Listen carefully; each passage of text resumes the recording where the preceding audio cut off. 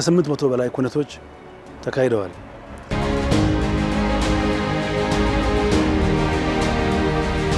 ኩነቱን ለመረበሽ ለመበጥበጥ የሚያስብ ካለ ተመጣጣኝና ሕጋዊ በፖሊስ ደረጃ ሊወሰዱ የሚገባቸው እርምጃዎችን ለመውሰድ የሚያስችሉ ጠንካራ አቅሞች ተፈጥረዋል ማለት ነው።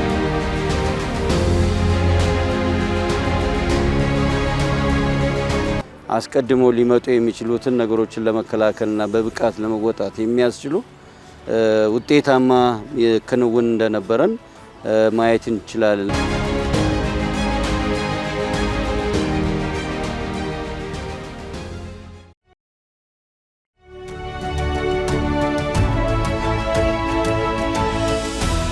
በመዲናችን አዲስ አበባ የአፍሪካ ህብረት ጉባኤንና ዓለም አቀፍ መሪዎች ጉብኝት በሰላም በማስተናገድ የሀገራችን መልካም ገጽታ ማሳያ ሆኖ አልፏል። የፌዴራል ፖሊስ እነዚህ ታላላቅ ዲፕሎማሲያዊ ሁነቶች እንዲሁም እጅግ በርካታ ህዝብ ለሚታደምባቸው አስተማማኝ ጥበቃ በማድረግ በህዝብ ዘንድ ያለውን አሜኔታና መተማመን በከፍተኛ ደረጃ ያሳደገ መሆኑ ተነግሯል። በመዲናችን በአዲስ አበባ ላይ በዘንድሮ ብቻ ትልቅ ከ800 በላይ ኩነቶች ተካሂደዋል።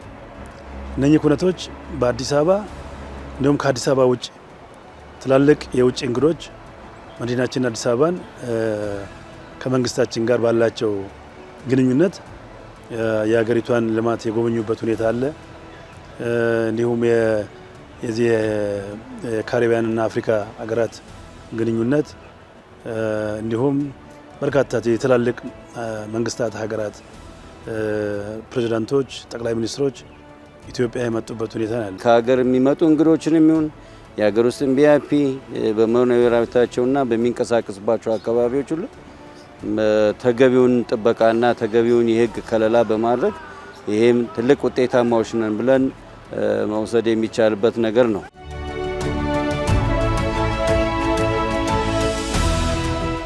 በሀገር ደረጃ በርካታ ኩነቶች ሲካሄዱ ቆይተዋል። እነዚህን ሁሉ ሃይማኖታዊ፣ ህዝባዊ፣ መንግስታዊ ኩነቶች በጣም ሰፊ ነበሩ እና ይሄ ጸረ ሰላም ኃይል የምንለው እነኚህን ሁሉ ኩነቶች የማደናቀፍና የሀገራችን ገጽታ እንዲበላሽ በከፍተኛ ደረጃ ሲሰራ የቆየበት ሁኔታ ነው ያለው።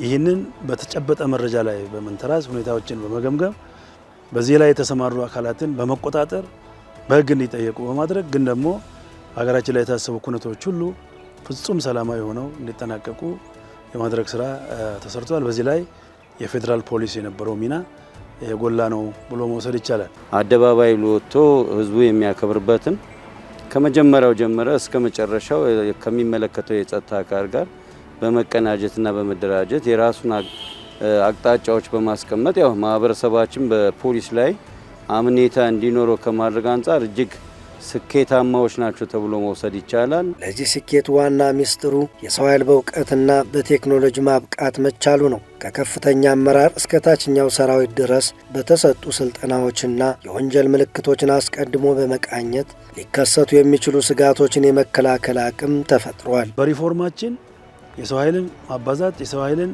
በቴክኖሎጂ፣ የሰው ኃይልን በሎጂስቲክ አጠቃላይ በበቂው የመገንባትና ለተልእኮ ዝግጁ እንዲሆን የማድረግ የሚሰጠውን ማንኛውንም ተልእኮ በበላይነት ማሸነፍ ወይም ደግሞ መወጣት እንችል የአቅም ማጎልበት ስራ በስፋት ሲሰራ የቆየበት ሁኔታ ነው ያለው።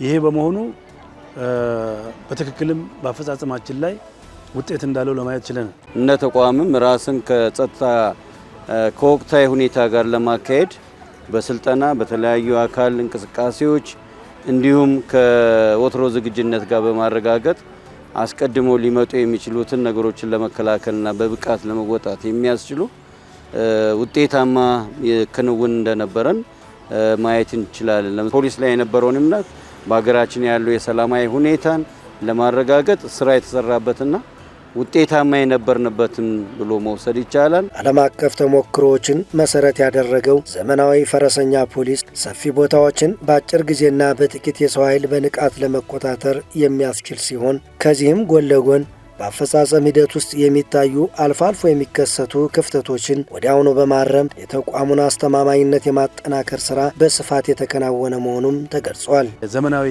የፈረሰኛ ፖሊስ እያደራጀን ያለ ነው። ይሄ ዘመናዊ ፈረሰኛ ፖሊስ በ300 ፖሊስ የምትሸፍነውን ስራ በሁለት ፈረሰኛ ፖሊስ ትሸፍናለህ ማለት ነው። አንደኛ ሰፊ ቦታዎችን መሸፈን ትችላለህ። በሁለተኛ ደረጃ ሰራዊቱም ሳይደክም ግን ደግሞ ያንን አካባቢ መቆጣጠር የሚያስችል በሌሎች ትልልቅ ሀገራት ላይ ያለውን ተመክሮ በመውሰድ ስራዎችን የምንሰራበት ሁኔታ ስለተፈጠረ ከጊዜ ወደ ጊዜ የፈጠርናቸው የቴክኖሎጂ አቅሞች በተጨባጭ ኦፕሬሽኖቻችንን በተገቢው ጊዜና ውጤት ባለው መንገድ እንድንጨርስ ያገዘን ነው ብሎ መውሰድ ይቻላል።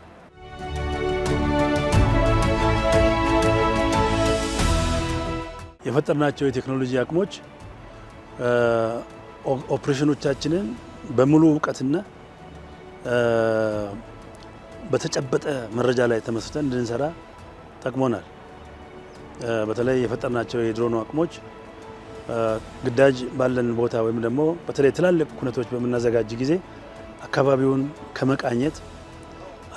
መቃኘት ብቻ ሳይሆን ታዳሚዎችን ያንን ፕሮግራም ሲታደሙ በምን አግባብ መታደም እንዳለባቸው መልእክት ከማስተላለፍ በዛ ኩነት መካከል ችግር ፈጣሪዎች ካሉ ለይቶ የመውሰድ ከዛም ባለፈ ኩነቱን ለመረበሽ ለመበጥበጥ የሚያስብ ካለ ተመጣጣኝና ሕጋዊ በፖሊስ ደረጃ ሊወሰዱ የሚገባቸው እርምጃዎችን ለመውሰድ የሚያስችሉ ጠንካራ አቅሞች ተፈጥረዋል ማለት ነው።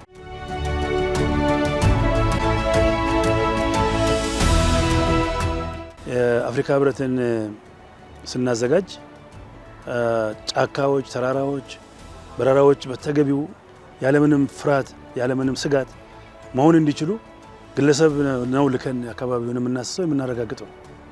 አሁን ግን አካባቢውን ሪኮኖሰስ ማድረግ የሚችሉ ጥራት ያላቸው ድሮኖች ታጥቀናል። በእነዚያ በመታገዝ አብዛኛውን ቦታ በቴክኖሎጂ ታግዘን የማምጣት ሁለተኛ በማህበረሰብ አቀፍ የፖሊስ አገልግሎት ላይ ህዝባችንን በማነጽ ህብረተሰቡ ባገኘው ትምህርት ልክ በተለይ በኤፍፒ አፕ ከያለበት ቦታ የሚያያቸውን የወንጀል ምልክቶች ወደ አንድ ማዕከል የሚልክልንና በዛ ላይ ተመስርተን ፈጣንና ተደራሽ የሆነ ስራዎችን መስራት የሚያስችል የቅድመ መከላከል ስራዎችን እንድንሰራ ያስቻለን። በበጀት ዓመቱ ለተመዘገበው የወንጀል መከላከል ስኬት ከክልሎች ጋር የተፈጠረው ጠንካራ ቅንጅትና የህብረተሰቡ የላቀ ድጋፍ ከፍተኛ ድርሻ ይይዛል። ይህንን አስተማማኝ ሰላም ዘላቂ ለማድረግ በቀጣይ የሚከናወኑ የወንጀል መከላከል ተግባራት ላይ ህዝባዊ ተሳትፎ ተጠናክሮ እንዲቀጥልም ጥሪ ቀርቧል። እነኚህን ሁሉ ኩነቶች አዘጋጅተን ሰርተን ፈጽመናል ስንል የህብረተሰቡ ድጋፍ ከፍተኛ ነው ማለት ነው። በጣም ከፍተኛ ነው። መንገድ ሲዘጋ ተባባሪ ነው። መረጃ ሲሰጥ ተባባሪ ነው። በማናቸውም ጉዳዮች ላይ በመተባበር ወንጀልና ወንጀለኛን በጋራ መከላከል እንድንችል ትልቅ አቅም የፈጠረን ስለሆነ በቀጣይም ይሄንን አጠናክረን የምንሰራው አሁን ለነበረንም አፈጻጸም ትልቅ ምስጋና ነው ያለን ማለት ነው።